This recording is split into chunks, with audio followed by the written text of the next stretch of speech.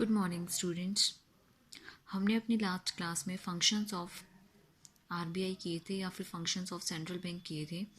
हमारा next topic है what are the principal instruments of monetary policy of the central bank. तो इसमें मतलब क्या है कि हमारी जो मौद्रिक नीति है उसमें केंद्रीय बैंक के मुख्य क्या उपकरण है, कौन कौन से इंस्ट्रूमेंट्स हैं जो वो उसमें यूज़ किए जाते हैं, कौन कौन से ऐसे तत्व हैं।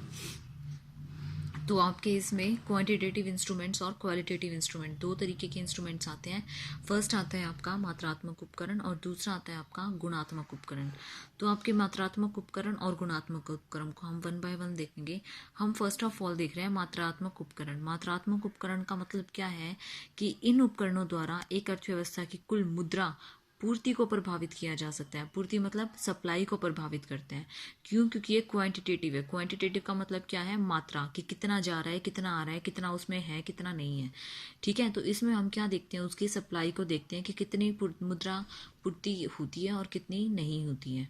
तो इसके अंदर जो है वो डिफरेंट डिफरेंट हम हमारे इंस्ट्रूमेंट्स हैं। अब वन बाय वन देखते हैं। फर्स्ट आता है हमारे पास बैंक रेट। तो स्टूडेंट्स, बैंक रेट क्या होती है? बैंक रेट वो रेट होती है, वो मिनिमम रेट होती है जिस पर हमारा सेंट्रल बैंक हमारे कमर्शियल बैंक्स को लोन देने के लिए तैयार होता है। मैं दोबारा से बता देती हूँ, बैंक रेट वो रेट होती है जिस रेट पर आरबीआई कमर्शियल बैंक्स को लोन देता है।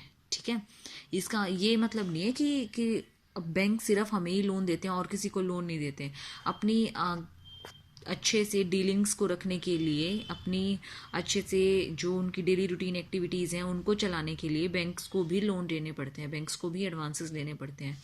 तो उस केस में वो जो एडवांसेस लेते हैं वो उसमें जो बैंक रेट है वो किसके द्वारा तैयार की जाती है, किसके द्वारा वो की जाती है? आरबीआई के द्वारा, कि इस रेट पर हम आपको ऋण प्रोवाइड करेंगे। तो वो रेट जो है आरबीआई से की जाती है। बैंक दर के बढ़ने से ब्याज रेट बढ़ती है और ब्याज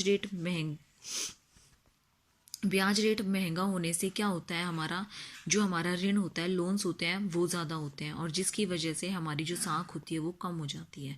ठीक है, दूसरा आता है हमारे पास बैंक दर कम होने पर व्यापारिक बैंक फिर क्या लेंगे? उसमें बैंक दर का मतलब क्या है? जो इंटरेस्ट रेट है वो कम होगी। अगर इंटरेस्ट रेट कम हो जाएगी तो ऋण सस्ता हो जाएगा और सस्ता हो जाएगा तो उसकी मांग क्या हो जाएगी? बढ़ जाएगी। मांग बढ़ जाएगी तो क्या होगा हमारे पास? मुद्रास्फीति के समय जब साख का संकुचन जरूरी होता है तो केंद्रीय बैंक में डियर मनी पॉलिसी आ जाएगी। कौन सी मनी पॉलिसी आ जाएगी? डियर मनी पॉलिसी आ जाएगी। और जब बैंक रेट सस्ती होंगी तो कौन सी पॉलिसी आ जाएगी? चीप मनी पॉलिसी आ जाएगी। ठीक है, तो बैंक दर को कम कर देता है चीप मनी पॉलिसी, और डियर मनी पॉलिसी क्या कर देता है? बैंक में इसका विस्तार कर देता है, साख का विस्तार कर देता है। Success of bank rate policy किसके ऊपर डिपेंड होती है?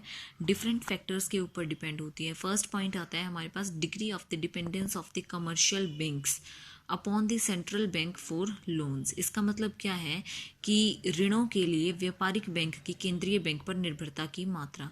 हमारे जो व्यापारिक बैंक होते हैं उन्हें अपने ग्राहकों की ज़रूरतों को पूरा करने के लिए किस पर निर्भर होना पड़ता है? केंद्रीय बैंक पर निर्भर होना पड़ता है।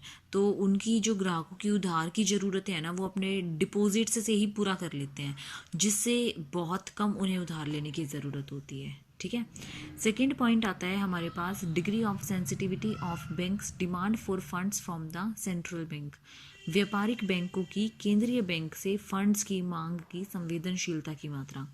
इसमें क्या होता है, जो हमारी व्यापारिक बैंक होती हैं, बैंक दर में छोटी सी वृद्धि से या कमी से, बैंक रेट कम या ज़्यादा होने से बहुत ज़्यादा प्रभाव नहीं पड़ता, लेकिन हमारी जो सफलता होती है, इसकी सक्सेस पर बहुत ज़्यादा प्रभाव पड़ता है। बैंक रेट से ज़्यादा प्रभाव नहीं पड़ता, लेकिन इसकी जो सक्सेस होती है उस सक्सेस की पॉलिसीज़ पे बहुत ज़्यादा इफेक्ट होता है, जिसकी वजह से सक्सेसफुल नहीं हो पाती। थर्ड आता है interest rate structure of interest rate in money market. Money market में इंटरेस्ट रेट स्ट्रक्चर कैसे मैटर करता है? यदि बाजार में गैर बैंकिंग वित्तीय संस्थाएं अपनी ब्याज दर में उसी प्रकार परिवर्तन कर दें जैसे केंद्रीय बैंक व्यापारिक बैंकों से आशा करता है, तो बैंक दर की नीति सफल नहीं हो पाएगी। मतलब ये है कि जैसे जो नॉन बैंकिंग है, नॉन बैंकिंग फाइनेंस सोसाइटीज़ हैं, एनबीएफसीज हैं, वो हैं, वो क्या कर दें, उसी दर में परिवर्तन कर दें जैसे व्यापारिक केंद्रीय बैंक व्यापारिक बैंकों में आशा करता है, तो वो अच्छे से सफल नहीं हो पाएंगे। क्यों? क्योंकि उनके पास डिपॉजिट्स और उनके पास इंटरेस्ट रेट से प्रॉफिट नहीं हो पाएगा। Supply of funds in the market, bank rate की नीति की दर तब तक सफल नहीं होगी जब तक कि उनके पास गैर बैंकिंग फंड्स के साधन अधिक महत्व रखते हैं, इसलिए तब तक वो पॉसिबल नहीं हो पाएगी। ठीक है। नेक्स्ट पॉइंट आता है हमारे पास OMO। OMO की फुल फॉर्म है ओपन मार्केट ऑपरेशन, खुले बाजार की प्रतिभूतियां। खुले बाजार की प्रतिभूतियों का मतलब ये है कि खुले बाजार की क्रियाओं से जो केंद्रीय बैंक है जो सिक्योरिटीज़ को ओपनली सेल और परचेज करता है, जैसे एनएससीज को क्या करता है, openly certificate national saving certificates को ओपनली क्या करता है, वो खरीदता और बेचता है। ये किसकी सिक्योरिटी है? ये पोस्ट ऑफिस की सिक्योरिटी है। ठीक है। OMO किसके ऊपर डिपेंड होता है? कौन से फैक्टर्स पर? एग्जिस्टेंस ऑफ सिक्योरिटीज मार्केट, प्रतिभूतियों के बाजार का पाया जाना। प्रतिभूतियों के क्रय तथा विक्रय के लिए एक बहुत अच्छी मार्केट का होना ज़रूरी है जो अच्छे से मतलब सेटल हुई हो। अगर हमारे पास मार्केट नहीं होती तो इसमें सक्सेसफुल होना बहुत मुश्किल होता है। रिजर्व विद द बैंक्स, अगर बैंक के पास काफ़ी अधिक कोष हैं और या वो रखना चाहते हैं तो वो प्रतिभूतियां खरीदने में उनको कोई आवश्यकता नहीं होती। अगर वो नहीं रखना चाहते तो इसलिए उन्हें क्या करना पड़ता है, इसमें सफल होना पड़ता है। ठीक है। नेक्स्ट पॉइंट है हमारे पास CRR क्या है? CRR वो है जब बैंक अपने कुल जमाओं का वो न्यूनतम अनुपात जो उसे केंद्रीय बैंक के पास जमा रखना पड़ता है, तो वो क्या होता है, हमारा CRR होता है। जैसे व्यापारिक बैंकों को कानूनी तौर पर अपनी जमाओं का एक निश्चित प्रतिशत केंद्रीय बैंक के पास नकदी के रूप में रखना पड़ता है, तो वो हमारी क्या होती है, CRR होती है, ताकि जब भी हमें ज़रूरत पड़ जाए तब भी हम उसको ले लें। ठीक है। नेक्स्ट आता है SLR। उसमें तो हम क्या रखते हैं, नकदी के रूप में रखते हैं। इसमें हम क्या रखते हैं, एक प्रतिशत को, इसमें तो हम क्या करते हैं, अपने जमा के रूप में रखते हैं। जमा रखना पड़ता है अपनी कुल जमाओं का न्यूनतम, इसमें हम नकद के रूप में रखते हैं ताकि अगर कुछ भी हो तो हम वैधानिक एकदम से स्टेटरी लिक्विडिटी रेशो, वैधानिक तरलता जो है वो बढ़ा सके। ठीक है। इसमें तरलता का अनुपात को घटा देता है और साख का विस्तार होता है। तो SLR और CRR दोनों क्या है, एक तरीके से एक ही चीज़ है। एक्सेस कैश जो पड़ा हुआ है हमारे पास या फिर एक्सेस नकदी जो पड़ी हुई है वो इसमें क्या हो जाते हैं, यूज हो जाते हैं। ये तो थे हमारे क्वांटिटेटिव इंस्ट्रूमेंट्स। अब आते हैं हमारे क्वालिटेटिव इंस्ट्रूमेंट्स। क्वालिटेटिव इंस्ट्रूमेंट्स में फर्स्ट आता है हमारे पास मार्जिनल रिक्वायरमेंट। मार्जिनल रिक्वायरमेंट क्या होता है, बैंक द्वारा किसी वस्तु की जमानत पर किए गए ऋण और जमानत वाली वस्तु के बीच के मूल्य में जो भी अंतर होता है। जैसे सपोज करो कि हमारे पास जो 100 रुपये की वैल्यू है उसमें से बैंक हमें 80 का लोन देता है, तो वो जो 20 रुपये हैं वो क्या होगी, मार्जिन मनी होगी। ठीक है। वो हमारी मार्जिन रिक्वायरमेंट होती है। दूसरा आ गया हमारे पास rationing of credit. Rationing of credit का मतलब क्या है, राशनिंग ऑफ क्रेडिट का मतलब ये है कि इसमें जो है वो बिजनेस की एक्टिविटीज़ को ढंग से चलाने के लिए एक पर्टिकुलर कोटा निर्धारित कर देते हैं। एक साख की राशनिंग तब की जाती है जब वे सट्टे वगैरह वाले ऋणों पर रोक लगानी हो कि वो एक पर्टिकुलर कोटे से ज़्यादा ऋण नहीं दे सकते। ठीक है। तो ये राशनिंग ऑफ क्रेडिट वो है कि वो इससे ज़्यादा नहीं दे सकते ऋण।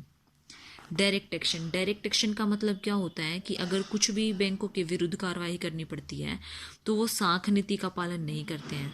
केंद्रीय बैंकों को अगर उनके ऊपर कुछ भी करना पड़ता है तो वो डायरेक्ट कर देते हैं, उनकी क्या कर देते हैं, डायरेक्ट उनके लाइसेंस को रिजेक्ट कर देते हैं, उनकी मान्यता को ही रिजेक्ट कर देते हैं। नेक्स्ट पॉइंट आता है हमारे पास मोरल सुएशन। मोरल सुएशन क्या होता है, नैतिक प्रभाव। नैतिक प्रभाव क्या होता है, कभी कभी केंद्रीय बैंक जो होते हैं वो अपने मेंबर बैंक्स से क्या करते हैं, उनके ऊपर मोरल सुएशन डालकर उन्हें अपने कंट्रोल में लेते, उन्हें काम करवाते हैं, फिर उनसे उनको अपने कंट्रोल में लेके उनसे अपना काम कराते हैं। जो केंद्रीय बैंक का लगभग सभी व्यापारिक बैंकों पर क्या होता है, मोरल सुएशन होता है। क्यों, इससे उसका विस्तार और संकुचन दोनों होते हैं। जो RBI की गाइडलाइंस होती हैं बैंकों को उसी के अकॉर्डिंग चलना पड़ता है। कोई भी बैंक अगर उससे बाहर जाता है तो वो उसके लाइसेंस को रद्द कर सकते हैं डायरेक्ट एक्शन लेके। ठीक है स्टूडेंट्स, ये था हमारा 7th चैप्टर, आपका बैंक का चैप्टर, जिसमें हमने 2 टॉपिक किए, कमर्शियल बैंक और हमारे सेंट्रल बैंक। कमर्शियल बैंक के फंक्शंस किए, सेंट्रल बैंक के फंक्शंस किए, इन दोनों में डिफरेंस किया और इनके इंस्ट्रूमेंट्स किए, 2 इंस्ट्रूमेंट्स, क्वालिटेटिव इंस्ट्रूमेंट्स और क्वांटिटेटिव इंस्ट्रूमेंट्स। आई होप कि आपको क्लियर हो गया होगा ये चैप्टर। इसमें से आपका 4 मार्क्स का पक्का आता है क्वेश्चन। अगर आपको कोई भी टॉपिक ऐसा है जो समझ नहीं आया है तो प्लीज़ मुझे बता देना, मैं फिर से रिपीट कर दूंगी। Thank you students.